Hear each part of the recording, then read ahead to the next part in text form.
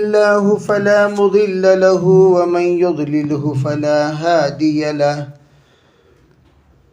ونشهد أن لا إله إلا الله وحده لا شريك له ونشهد أن سيدنا وسندنا ونبينا مولانا محمدا عبده ورسوله صلی اللہ علیہ وعلى آلہ وأصحابہ وبارک وسلم تسلیما کثیرا کثیرا اما بعد فاعوذ باللہ من الشیطان الرجیم بسم اللہ الرحمن الرحیم ویل لکل ہمزۃ لمزہ الذی جمع مالا وعددہ يحسب أن ماله أخلده كلا لينبذن في الحطمة وما أدراك ما الحطمة نار الله الموقدة التي تطلع على الأفئدة إنها عليهم مؤصدة في عمد ممددة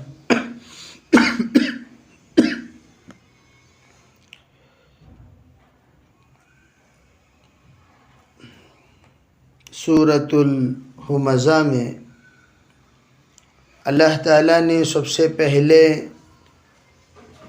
جس آیت میں جو بات بڑی اہمیت کے ساتھ بتانا چاہتا ہے وہ یہ ہے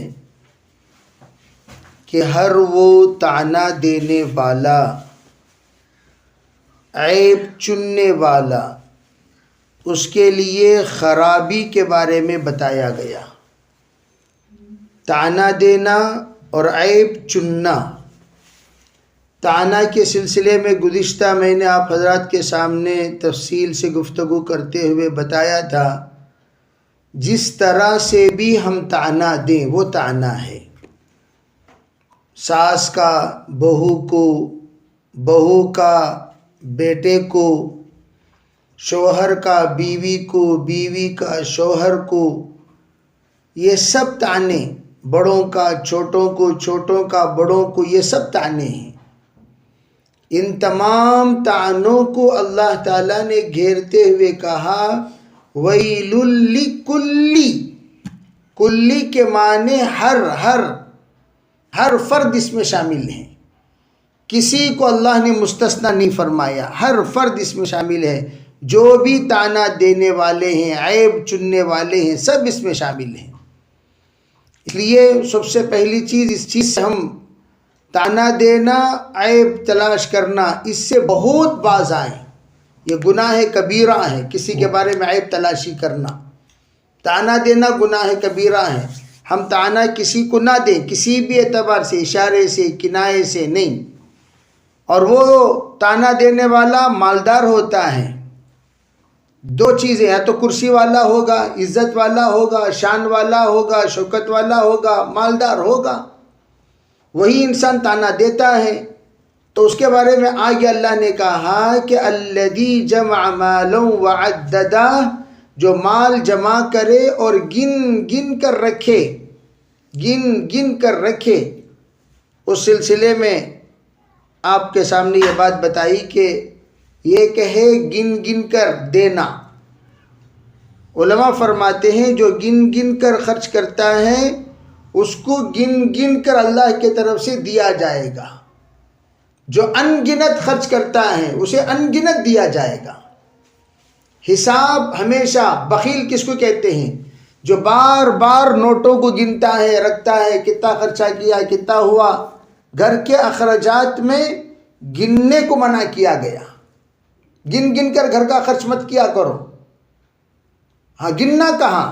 آپ کا معاملہ کسی اور سے ہے، وہاں گنو، باقاعدہ حساب رکھو، وہاں گن کر آپ دیجئے، گن کر آپ لیجئے، گن کر آپ ہر معاملہ کیجئے۔ یہاں گننا یہ مستحب ہے، سنت ہے۔ اگر کوئی آپ کو رقم دے تو آپ گن کر لیں، گن کر دیں، یہ سنت۔ یہاں گننا منع نہیں۔ گننا کہاں منع؟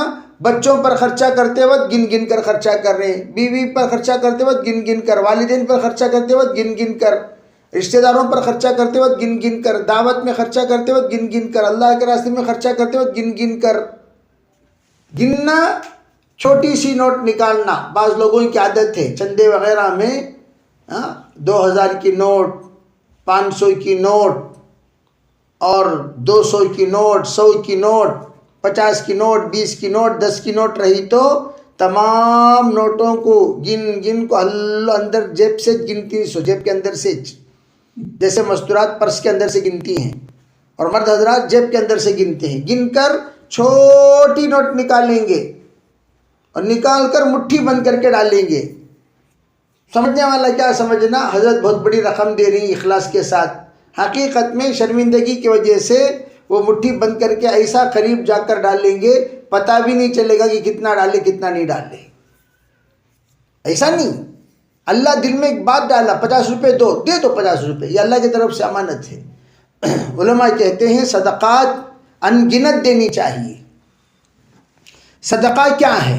صدقہ صرف مال نہیں ہے، اچھی بات بولنا بھی صدقہ، اچھی بات کرنا بھی صدقہ، مسکرانا بھی صدقہ، اچھی برتاؤ کرنا بھی صدقہ، اچھا پیش آنا بھی صدقہ۔ جتنے اچھے کام ہیں وہ سب کے سب صدقہ ہیں۔ جو بھی ہم برتاؤ کرتے ہیں کسی اور کے ساتھ وہ سب کے سب صدقہ ہیں۔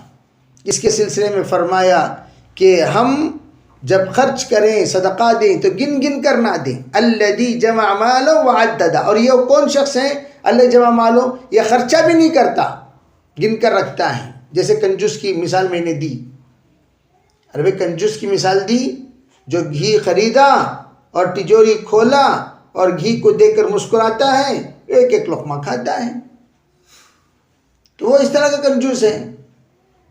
تو دم جائے دمڑی نہ جائے، دم جائے دمڑی نہ جائے۔ ایسے لوگ علاج بھی ڈھنگ سے نہیں کرتے۔ ارے علاج جب کرنے کا نمبر آتا ہے تو علاج بھی ڈھنگ سے نہیں کریں گے، سستا ڈاکٹر کو تلاش کرتے کرتے جنازہ نکل جائے گا، ہے نا بھائی، سستی ہاسپٹل کو تلاش کرتے کرتے میت نکل جائے گی۔ اس لیے کہا جاتا ہے ارے بھائی بعض اوقات ایسے ہوتے ہیں جہاں گننا انتہائی لئیم ہونے کی علامت، انتہائی کمینہ پن، وہاں گننا نہیں چاہیے۔ آپ کسی کے جنازے میں گئے، وہاں پر چائے کی ضرورت، آپ گن گن کر لو بھائی 10 روپے دیو، نہیں بھائی، اب سب بیٹھے ہوئے ہیں، تمام مہمانوں کو چائے پلانا چاہتے پلا دیجئے، کھلانا چاہتے کھلا دیجئے۔ اموات کے یہاں جا کر کھا کر نہیں آنا، بلکہ سب سے پہلی چیز اموات کے یہاں سوچنے کی یہ ہے ہمارے طرف سے اس میت کے گھر میں کیا خدمت ہو، پہلے وہ خدمت کرو۔ جیسے بہت سارے ساتھیوں کی عادت ہے میتوں کے گھر میں جانا، اتنے حاضرین سب کو کھانا کھلا کر آتے ہیں، فوراً آرڈر دے دیتے ہیں، ساتھیوں کو بتا بھی دیتے ہیں بھائی آپ حضرات کھانے کی فکر نہ کریں، ہم نے آرڈر دے دیا، جتنے لوگ ہیں وہ سب کھا کر جائیں گے۔ تو کھلانے کے نظام، اس وقت گننا نہیں، الذی جمع مالا وعددا۔ اور یہ وہ شخص بھی مراد ہے یہاں جو زکوٰۃ نہیں دیتا۔ زکوٰۃ دینا فرض، یہ کوئی نفل سنت ترغیب کی چیز، زکوٰۃ دینا ہر حال میں فرض۔ نہیں دیں گے اللہ رب العزت اس مال، جو مال زکوٰۃ کا مال میں جا کر لگ جاتا ہے، وہ چنگاری بن کر تمام مال کو جلا کر راکھ کر دے گا۔ اس لیے کہا کہ اس سلسلے میں غفلت نہ کریں، سستی نہ کریں۔ پھر یحسب، خیال کیا ہے اس کا، گن کر رکھتا کیوں ہے، ان مالہ اخلدہ، کہ اس کا مال سدا بہار ہے، اس کا مال ہمیشہ ہمیشہ رہے گا، اس کا مال دائمی ہے، اس کا مال قائمی ہے، یہ تصور کے ساتھ وہ گن گن کر رکھتا ہے۔ اللہ جل جلالہ امن والہ دوسری جگہ پر فرماتے ہیں جو لوگ مال گن کر رکھتے ہیں وہ حشر کے میدان میں یوں کہیں گے کہ ما اغنا عنی، بھئی ما اغنا عنی، بھئی مجھ سے تو کوئی بھی چیز مستغنی کی، عنہ مالہ۔ روایتیں اس بات کی شاہد ہیں کہ جو شخص اس طرح کی نیت کے ساتھ زندگی گزارتا ہے کہ میں میرا مال ہمیشہ ہمیشہ رہنے والا علماء کہتے وہ بہت پچھتائے گا، بہت پچھتائے گا، بہت پچھتائے گا۔ اس لیے اللہ تعالیٰ سے ہم توبہ کریں، معافی مانگیں، اور اللہ تعالیٰ سے یوں دعا بھی کرتے رہیں کہ یا اللہ اس طرح کے مزاج بننے سے ہماری حفاظت فرما۔ ماشاءاللہ پرانے زمانے میں خواتین کے سلسلے میں اس بات کی کئی خبریں کہ وہ چھوٹی چھوٹے ڈبے میں جتنا پیسہ بچ جایا کرتا تھا اتنا پیسہ وہ حفاظت سے رکھا کرتی تھیں، اور جب ضرورت مند آتا تو فوراً وہ خرچ کیا کرتی تھی۔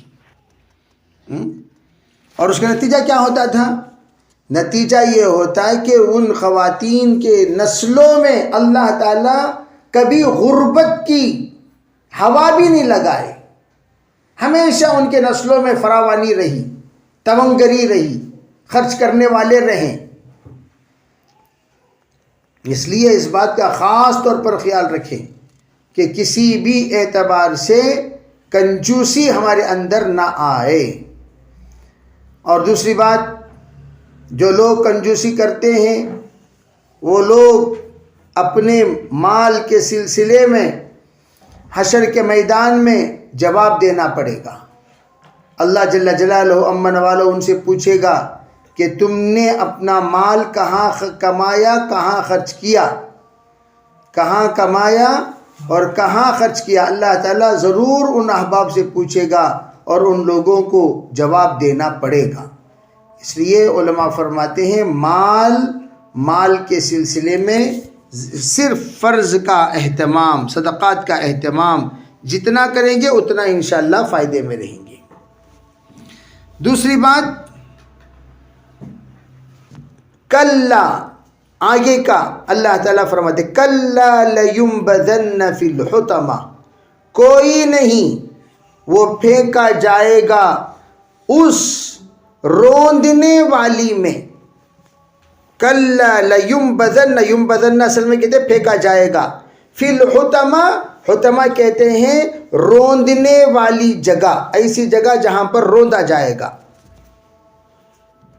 تو اس جگہ پر وہ پھینکا جائے گا۔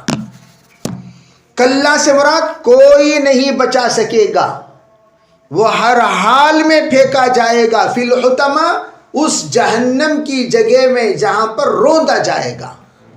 اور اللہ خود پوچھ رہے ہیں وما ادراک ما الحطمہ، ارے تم کیا جانو، تم کیا جانو، کیا سمجھتے ہو تم حطمہ کیا چیز ہے، وہ روندنے والی جگہ کیا ہے، جانتے ہو تم نہیں جانتے۔ وما ادراک ما الحطمہ، حطمہ کتنی سنگین چیز ہے، حطمہ کتنی خطرناک جگہ ہے، حطمہ کتنی سزا پانے والی جگہ ہے، اور حطمہ کتنی تکلیف دہ جگہ ہے، تم نہیں جانتے وہ کیا ہے۔ نار اللہ الموقدہ، یہ ایک آگ ہے جو اللہ کی سلگائی ہوئی ہے، اللہ کی بھڑکائی ہوئی ہے، اللہ کی جلائی ہوئی ہے، اللہ کی لگائی ہوئی ہے۔ اللہ رب العزت اس آگ کو بھڑکایا ہے۔ اب اللہ بھڑکایا ہے تو وہ آگ کیسی سنگین آگ ہوگی، کیسے خطرناک آگ ہوگی۔ اسی لیے فرمایا اللہ نے کہ وما ادراک ما الحطمہ، تم کیا جانو حطمہ کیا چیز ہے۔ جہاں جہاں پر وما ادراکا اس طرح کی آیتیں آئیں وہاں سمجھ جانا چاہیے اللہ تعالیٰ وہاں ہمیں تنبیہ فرمانا چاہتا ہے، سمجھانا چاہتا ہے، بچانا چاہتا ہے۔ کس سے بچانا چاہتا ہے؟ تو اللہ نے جس چیز کی طرف اللہ نے اشارہ فرمایا وہ کیا؟ نار اللہ الموقدہ، وہ اللہ کی جلائی ہوئی آگ ہے، التی تطلع علی الافئدہ، وہ جھانک لیتی ہے دل کو۔ کوئی بھی آدمی وہاں پر بچ نہیں سکتا، اس لیے کہ دل کبھی جھوٹ نہیں بولے گا، زبان جھوٹ بولے گی، نظریں گناہ کریں گی، الٹی سیدھی باتیں زبان کرے گی، لیکن دل کبھی جھوٹ نہیں بولتا۔ دل، اسی لیے آپ علیہ السلام نے فرمایا جب کسی بھی اعتبار سے تم پریشان ہو تو ایسے موقع پر کرنا کیا چاہیے؟ کرنا یہ ہے کہ آپ کو سب سے پہلی بات، آپ کو جب بھی پریشانی لاحق ہو تو اپنے آپ کو گنہگار سمجھ کر استغفار کا اہتمام کریں۔ استغفار کا اہتمام، جتنا استغفار کا اہتمام کریں گے اتنا گناہ مٹیں گے، اور جتنا گناہ مٹیں گے اتنی اللہ کی رحمتیں، اللہ کی نعمتیں اور اللہ کے طرف سے عافیتیں یہ سب کے سب متوجہ ہوں گی۔ ورنہ کیا ہوگا؟ ما اغنا عنی مالیہ، حشر کے میدان میں وہ جس وقت پریشان ہوگا اللہ کے طرف سے ان عذابات کو دیکھ کر، تو وہ اپنی زبان سے یوں کہے گا، ما اغنا عنی مالیہ، میرا مال مجھے مستغنی نہیں کر سکا۔ مستغنی نہیں کر سکا یعنی اس نے مجھے نجات نہیں دلا سکا۔ ما اغنا عنی مالیہ، ہلک عنی سلطانیہ، ہلک عنی سلطانیہ، وہ کہے گا میری سلطنت مجھ سے چھین لی گئی، میری سلطنت مجھ سے چھین لی گئی۔ جب دیکھے گا اللہ کا عذاب، جیسے کہ میں نے یہاں بتایا التی تطلع الافئدہ، حضور صلی اللہ علیہ وسلم نے اسی کو فرمایا، دل کبھی جھوٹ نہیں بولتا۔ جب تم پریشان ہو، کسی بھی معاملے میں فیصلہ نہیں کر سکے، تو ایسے موقع پر سب سے پہلے تمہارے دل سے پوچھو، استفتی قلبک فإنہ خیر من استفتاہ، تمہارا دل تمہیں صحیح فتویٰ دے گا۔ اسی لیے اللہم اغفر لی واختر لی، اللہ کے طرف سے اللہ کے رسول صلی اللہ علیہ وسلم نے دعا سکھائی، اللہم اغفر لی واختر لی والی دعا۔ یہ دعا ایسی دعا ہے جب بندہ اللہ کی طرف متوجہ ہو کر یہ کام کرنا یا نہیں کرنا، جب وسوسہ اس کے اندر پریشان کرے، ایسے موقع پر اللہ کی طرف متوجہ ہو کر اللہ سے یوں کہ یا اللہ میرے لیے صحیح اختیار فرما، جو میرے لیے خیر ہے اسی کا میرے لیے انتخاب فرما۔ اللہ کی طرف جو متوجہ ہو کر بندہ پڑھتا رہے گا، ذہن میں اللہ بات ڈالے گا یہ کرنا ہے یا نہیں کرنا۔ تو دل کبھی جھوٹ نہیں بولتا، زبان بولتی ہے، زبان جھوٹ۔ اسی لیے یوم دن اللہ تعالیٰ قبر کے زندگی کو بیان کرتے ہوئے فرماتے ہیں وَحُصِّلَ مَا فِي الصُّدُورِ، دل میں جو بات ہوگی وہی بات باہر نکلے گی قبر میں، دل میں جو بات ہوگی وہی بات قبر میں نکلے گی۔